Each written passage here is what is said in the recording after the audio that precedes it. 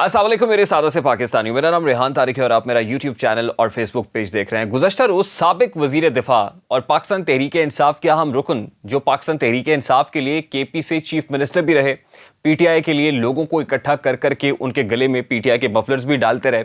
और पाकिस्तान तहरीक-ए-इंसाफ हुकूमत अगर 2 बार केपी के अंदर बनी तो वो परवेज़ खटक की मरहून मिन्नत थी। अगर पाकिस्तान तहरीक-ए-इंसाफ वहाँ पर बहुत अच्छा परफॉर्म कर रही थी या वहाँ के हैवी वेट्स को अपने साथ मिला रही थी तो परवेज़ खटक उसके पीछे खड़े हुए थे।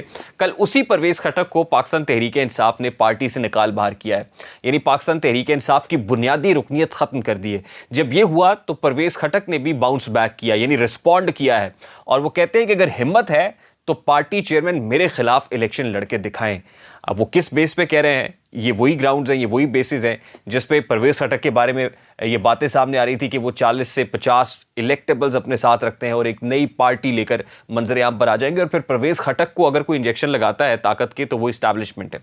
इस्टेब्लिशमेंट के बहुत क्लोज हैं, इनर या जो कंसर्न क्वार्टर्स हैं उससे बड़े कनेक्टेड हैं, और उन्हीं कंसर्न क्वार्टर्स को इमरान खान ने एक बार फिर ललकारने की अटेम्प्ट शुरू कर दी है।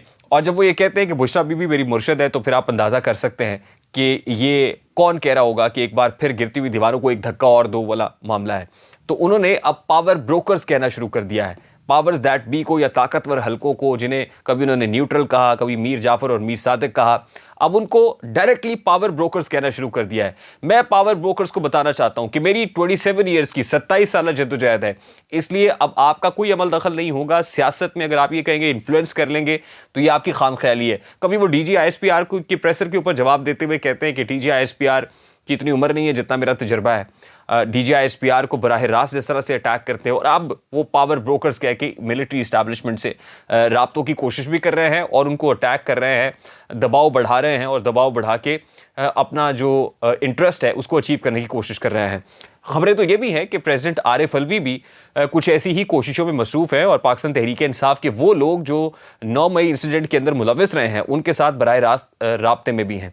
चेयरमैन पीटीआई का जो पैगाम है वो उन्हीं के थ्रू आरिफ अलवी तक पहुंच रहा है, और आरिफ अलवी अभी भी जान तोड़ या सर तोड़ कोशिशें करते हुए दिखाई दे रहे हैं। अब इमरान खान के बाउंस बैक करने के, रिटर्न करने के, प्रैक्टिकल पॉलिटिक्स में फिर से वापस आने के चांसेस कितने हैं ये तो आने वाला वक्त बताएगा। इस हवाले से मैं कुछ नहीं कह सकता, क्योंकि अभी जो मिलिट्री कोर्ट्स में ट्रायल का मामला है उस पर सुप्रीम कोर्ट ऑफ पाकिस्तान में 16 जुलाई की डेट सेट कर दी है। 16 जुलाई से वो समाअत रिज्यूम हो जाएगी। उसके बाद ये फैसला होगा कि मिलिट्री कोर्ट में ट्रायल चल रहा है या नहीं चल रहा। तोशा खाना केस का जहाँ तक मामला है तो 8 से केस को रेगुलर बेसिस के ऊपर सुनने का जो अमल है वो शुरू हो गया है। गो कि इमरान खान पेश नहीं हुए, वकला ने पेश होना, और उसके बाद चेयरमैन पीटीआई को भी हाजिरी देनी पड़ेगी। फिर अलकादे ट्रस्ट केस भी है। फिर जो तनसीख निकाह वाला मामला है वो भी एक बार फिर से सामने आ गया है, यानी वो भी लाइमलाइट में है।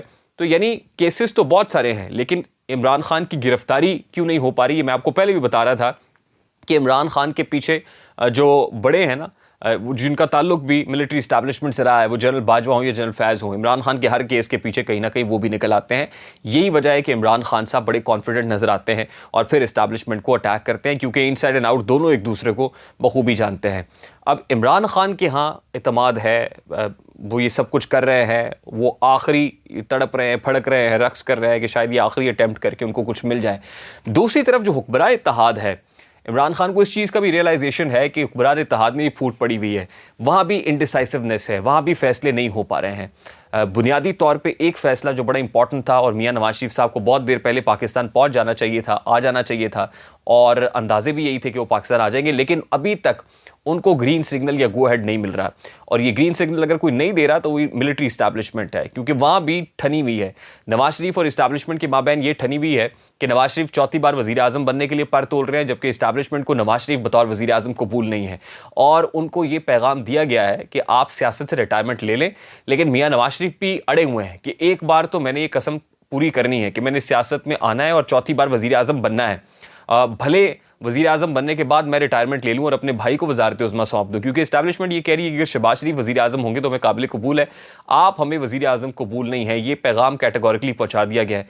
लेकिन नवाज शरीफ बड़े ज़िद्दी आदमी हैं, वो भी ज़िद पर डटे हुए हैं कि मैं एक बार तो वज़ीर आज़म के तौर पर हल्फ लूँगा, उसके बाद मैं रिटायरमेंट लेके तो इक़्तिदार अपने छोटे भाई को सौंप दूँगा। अब मामला यही डेडलॉक का शिकार है, और नवाज शरीफ साहब को ये भी क्लियर कर दिया गया है कि अगर आप ने ये अना, ज़िद और हटदर्मी ना छोड़ी तो फिर हम रुख पीपल्स पार्टी की तरफ कर लेंगे, फिर वो जो बिलावल को वज़ीर आज़म बनवाना चाहते हैं तो फिर वज़ारत उज़्मा का हुमा जो है बिलावल के सर जाके भी बैठ सकता है।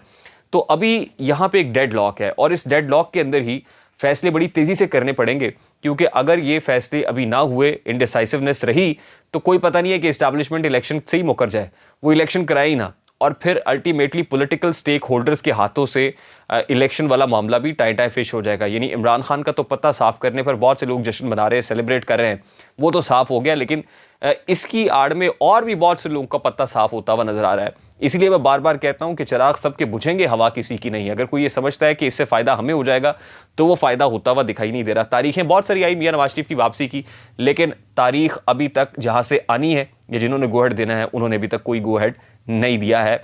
और जो अंदर की बात है वो यही है कि मियां नवाज शरीफ साहब अड़े हुए हैं, डटे हुए हैं। जब तक वो अड़े रहेंगे तब तक मिलिट्री इस्टेब्लिशमेंट उनको गो हेड नहीं देगी। आने वाले दिनों में बर्फ़ पिघल पाती है या यूं ही बर्फ़ जमी रहती है, यकीनन हालात बड़े इंपॉर्टेंट होंगे। Let's keep our fingers cross. मुझे रेहान तारिक को इजाज़त दीजिए, अपना बहुत सारा ख्याल रखिएगा। अस्सलाम वालेकुम।